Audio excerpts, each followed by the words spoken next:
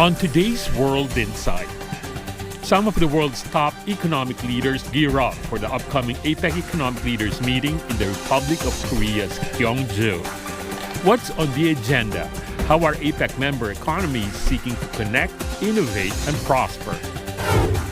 And sustainability is the future.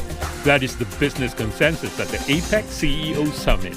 Insights from conversations with two energy executives from China and the Republic of Korea.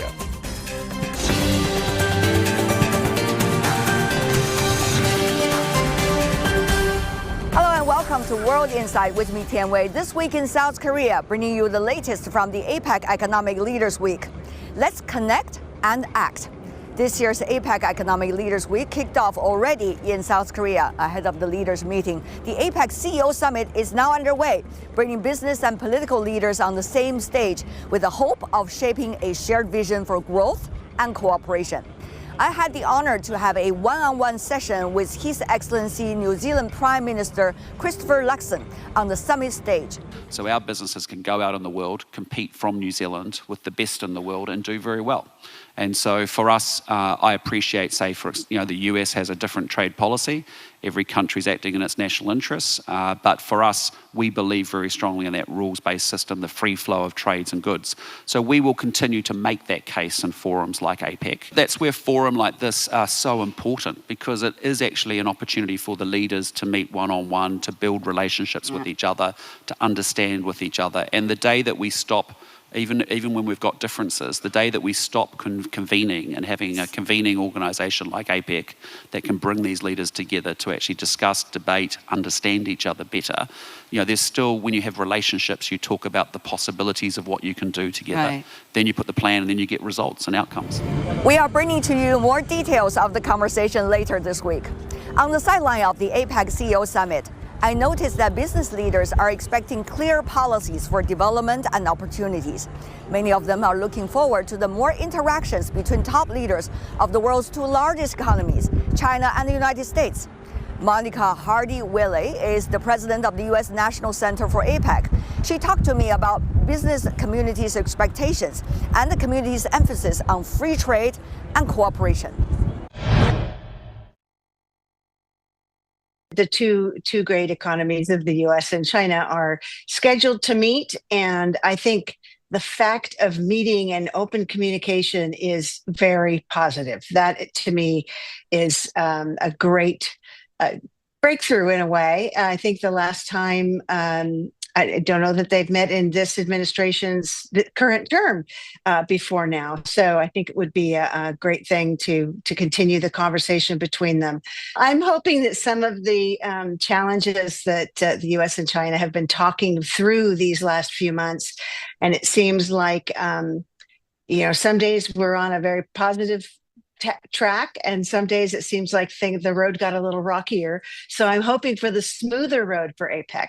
I've been knowing you for years, and I've been trying to imagine before coming here for an interview with you, Monica, about how you can do your work back in your own country, because I understand there is great debate in your country, United States, about which road to take. Would there be more multilateralism? Would there be more, unilateralism? Will be America first, or would it be we have to walk together with everybody else? So how do you, as president of the National Center for APEC, look at these debates, and how do you try to bring in the important perspectives that you have experienced over the past decades with APEC into that national conversation? I think the main focus for us at the National Center for APEC is the private sector. We are a business organization, and the businesses are very practical and very pragmatic about what these challenges are. And the thing that they find the most challenging is a lack of certainty or reliability of the markets and things. So they crave stability so we can make decisions of whatever they're going to be. And, President Xi and President Trump can come together and decide how they're going to move forward. And once that decision is made, then that makes predictability and reliability and planning something that businesses can do. So looking at it from the business perspective, there are many statements out of U.S. business organizations expressing their concern about things like tariffs and unilateralism and the way forward. But I also know that there's a lot of these, multilateral institutions and things that have gotten a little sclerotic. They're heavy in some areas, and they may not move very agilely. I think that's what makes APEC so attractive. It is agile, and it is something where it's built by consensus among parties that agree to something, and then you move forward. And it's especially useful in areas maybe like demographics and like AI and digital that have not got all of the guardrails around them. They're new areas, they're issues that are emerging, and that's where APEC can, I think, do some of its best work. Meanwhile, about AI, you mentioned it several times. Artificial intelligence is really bringing the industry and our life to a very different stage. However, yes, there's a lot of discussions about standards. There's a lot of discussions about, whether they will be divided into camps. These are, of course, very negative and also controversial issues. From the business perspective, National Center for APEC, how do you bring different thoughts together so that the discussion will eventually benefit efficiency and growth? What's happening with APEC and AI, which I think is very, very useful.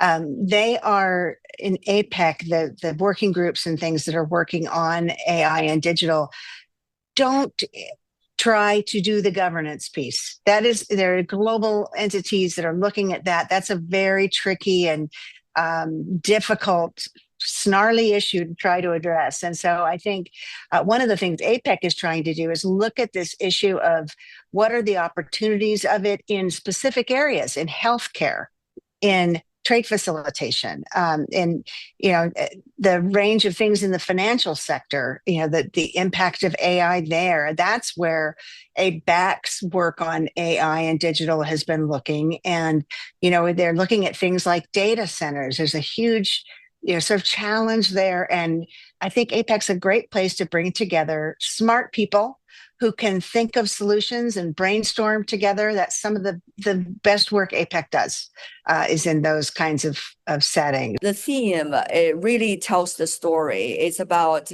bridge, business, and beyond. There's a lot of long-term looking, just judging from the theme itself.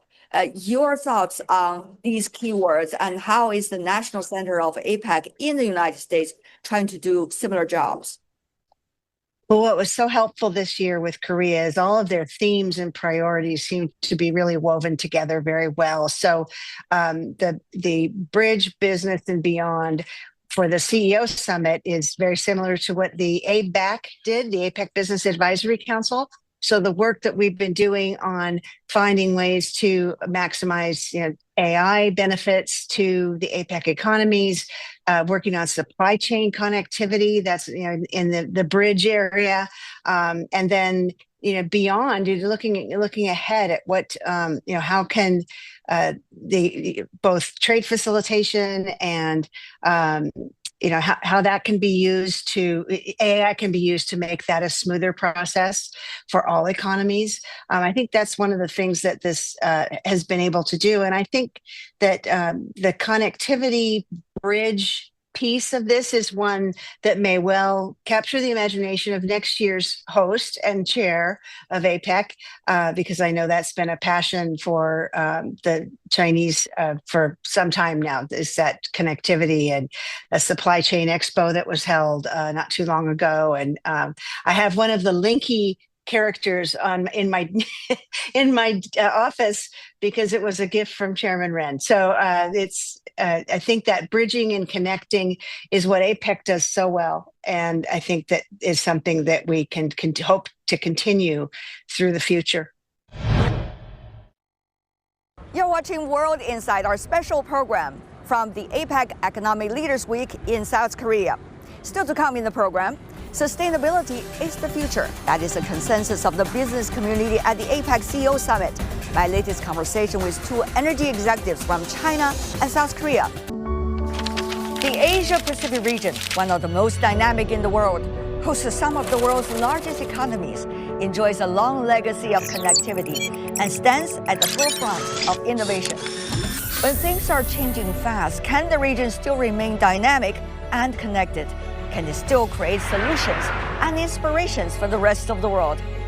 I'm in South Korea this week looking for answers during the APEC Economic Leaders Week being held here.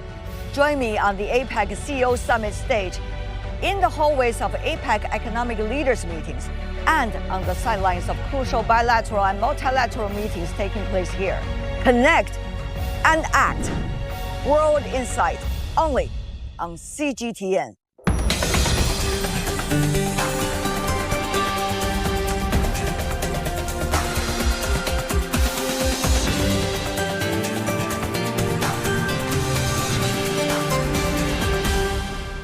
Welcome back. You're watching World Insight, our special program, Connect and Act. Business leaders from China and South Korea exploring how innovation and sustainability are reshaping regional growth and beyond. Zeng Yuqun, chairman of CATL, a member of the APEC Business Advisory Council, or APEC, talks to me about the energy sector. He leads the world's largest battery maker and is championing a global vision of clean energy where sustainable technology benefits not just one nation or one company, but all. There's a lot of competitions. Some are great and friendly competitions. Others are interesting competitions, if I could use those words. For example, price competitions. It is healthy, some argue, for the customers. Right. However, too much price competition might lead innovation nowhere. Yeah. So, as a leader of the industry, how do you see that? Because you are, generally speaking, have the power to set the price in the overall market. I mean, as an outsider, many have observed that way, including some of the largest research companies about batteries. So, what do you make of that? Competition, free competition is good, okay? But it defined in the rule-based competitions. What kind of rule? We call it, we have international rule, for example, respect IP, respect innovation. So we are trying to compete and to add in the value to the products, not only on price. Value and the price is different. For example, if we can make the battery, for example, the battery, right? Well, car battery. Everyone want to buy a car. What's the residual value of my car 3 years later? So if the battery can lasting much longer lifetime, cycle times, then it would be different. Because initial price may be higher, but each cycle, each kilometer range will be much less money. Then how can you realize this? For example, if you're single consumers, you cannot do that by yourself. That's why we do the battery swapping. Maybe you know now, recently we do it with Jingdong, right? Yes. That's very, a lot of, attract a lot of attention because you no need to buy the battery. You no need to own the battery. I just leasing, just rental the battery for every month's usage. So consumer will be, in case of solid-state battery coming, right? If I buy a battery, then the new technology coming, my battery become, behind. It's not good. But if you're leasing current battery, this battery in the future it can return to the companies. Right. But can this solve the problem of the unhealthy, so to speak, price competition? Yeah, this is a very good way to solve the problem because people not compete over current price. They compete of the value of the whole life. So who can create the best value, longer value, who the win.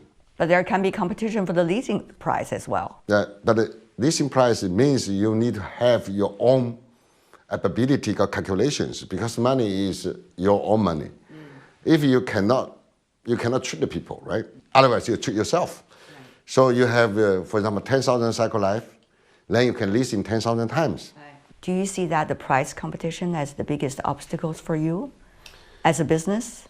The price competition is, I need to convince my customers, say, the value creation is most important.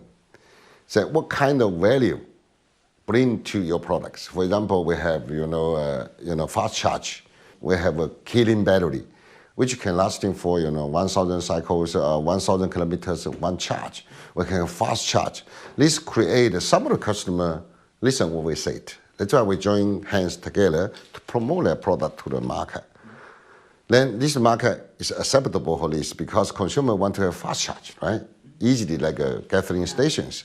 So some of the brand name, very good sell. Some customers say, I'm thinking about how to make it lower cost.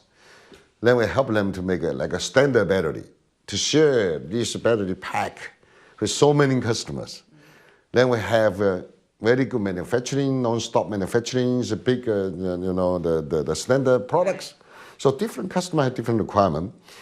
But more focus for me is still technology create value. That's why I'm more focused on R&D to roll out the new things. So, for example, we have four innovation area. One is the new materials. Cannot just look at the iron phosphate. Cannot just look at the NCM, right? You're still beyond that. Right. Beyond that, what's technology? For example, sodium battery. This whole system, right? We get rid of lithium. We put the sodium there. Then sodium, how can sodium make a good products? It's a lot of things. And also we're now working on a lot of effort on a solid state battery. If we have looked out these products, then we really can change the game, right? Then another area we need to look at is how to make this product really safe, reliable. So we have what we call extreme manufacturing. We have to control the defect rate under 1 ppb, 1 parts per billion. It's not talking about 1 parts per million. So if we do that, then we can consider reliability. How can you lasting 20 years, 25 years? Because inside the battery, there's so many side reactions. For example, at least 200 plus side reactions. How to control, identify these side reactions. How to design around these side reactions. How to reduce the side reactions. Then make sure your reliability is good and the safety. So all this is my extremely focus. But all this area, we have to convince our customers, at least it will create value for you, then we can sell this product to customers. You are walking so fast. There are others who are scratching their heads and say, where is my cup of tea? How can I be part of this? Easy. Is China and is Robin and his company gonna always be a big chunk of it and have no place to sit in this industry anymore? If we put a lot of money in the innovation and R&D, they can talk to us and say, well, Robin, this technology is very good. Can I license from you? So we have a rule base. This rule base we call the United Nations rule base. Respect the IP. So I come to talk to you and say, can I license your technology to make a similar product? That has been the practice earlier, right? Exactly. But now, no, the practice for this is everyone know that. Why do you think it can be difficult for some of them to digest this? I think probably still in the concept level. So we have to respect the IP. So we have to enhance our thinking about this national United Nations rule or practice, international practice to respect IP. For example, when we start the business in ATL, first things we're doing, we know the IP is in some area in the United States, Telecordia laboratory. So we license the technology from them. That's why we respect IP. If everyone respect IP, protect IP, then innovation become, real friendly competitions. I have new things. I can license it. I'm willing to license very good IPs or technology from my competitor, from everywhere in the world. Yeah. Because this is like put everything on the table. You are one of the leading Chinese business person who are very active on the international stage. I saw you at the World Economic Forum in Davos, for example, now as APEC member to provide advice and suggestions to the political leaders in the Asia-Pacific region. But I really wonder, what about cooperation among the business leaders of the region, and not just the APEC members, which you already touched on, but also I see your name being frequently related to some of the leading minds and entrepreneurs in the United States, for example, in Asia, for example, in Europe. So what do you see in common with them? I think there's three common things. Yeah. Number one, everyone believe, most of the business leaders believe sustainability for the future development or zero carbon society have to be there because of climate change, because a lot of things happen here. This is, we say, we have a common understanding, yes. We can say that. Number two, every business leader, they have a burden. They need to report to the shareholders, how can we make a profit next quarter, right? This is common things. The third common thing is they all agreed that CATL in this field have the ability to help them. So with these three consensus, understandings, then we try to figure out each one different. Someone is a European guy, some is US, some is Asia Pacific, some is, they have different environmental, different needs. That's why we need to provide different solutions to them. The reason I try to participate in this more international discussion, there's two things in behind. Number one, since we have the good technology and industry. You need to let people know. You also need to support others, vice versa. Right. We need to support them. We need to help them together to make this business strong and growing in a sustainability way. So this is my purpose to set up this company. Sure, we have another purpose, right? One purpose is try to help my hometown to get rid of the poverty.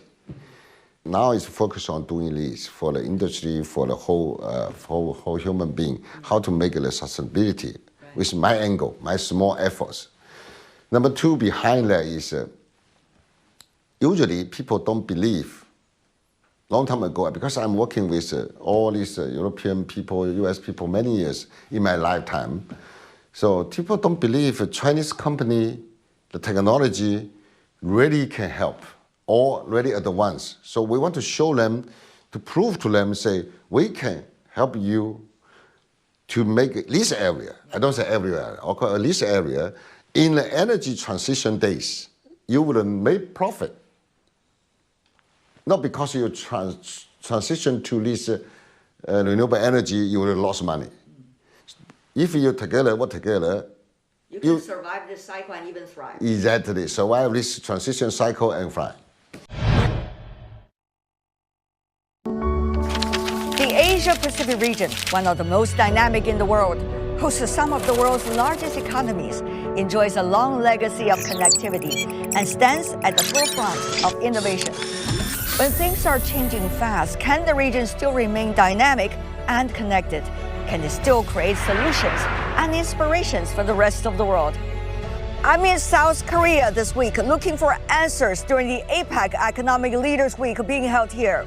Join me on the APEC CEO Summit stage, in the hallways of APEC Economic Leaders Meetings, and on the sidelines of crucial bilateral and multilateral meetings taking place here. Connect and act. World Insight, only on CGTN. China and South Korea are strengthening their partnership in the new energy sector. From batteries to electronic vehicles, I spoke with Kwang Ju Kim, CEO of SNE Research. That is a Korean firm specializing in energy market analysis and battery technology worldwide. He shared the latest trends in the battery industry globally. He also agreed with Robin Zeng on making the pie bigger, so to speak, for everyone on the supply chain. Kenny, good morning, and so wonderful to see you. Yeah, nice to meet you. And we are so happy to be here for the APEC Economic Leaders Week. And the focus of the week has a lot to do with green development and innovation, which you are the expert of when it comes to new energy. I want to understand, how do you see the importance of green development in the Asia-Pacific region? And the new energy, renewable energy, for example, what role does that play? The green development is really becoming the foundation of Asia's energy future, not just for the environmental reasons, but also for the energy security and long-term economic growth. One big trend we are watching is the rapid rise of energy storage. The market is expanding fast, but it also brings new safety and reliability challenges. In some cases, the push for the low cost for the faster shipments has led to the inconsistent standards. And that's something the industry needs to manage carefully. What we see from the leading companies like CATL is a more responsible approach. CATL has built strong systems that integrate the high safety standards and sustainable manufacturing from one day. Everything from cell design to recycling. That kind of full recycle management really sets the direction for where the industry needs to go. Safer, greener, and more sustainable growth across the region. One of the things the industry needs to work out, I also mentioned that question to an earlier interview I had with Mr. Zeng from CATL, is price competition. Well, it exists in the business world anywhere, on any industry, but there is fierceful price competition. What do you make of the nature today? And what does that mean for the industry? Okay, I would like to deeply about the CATL first. I think CATL has really been at the forefront of driving innovation and setting the new benchmarks for the global battery industry.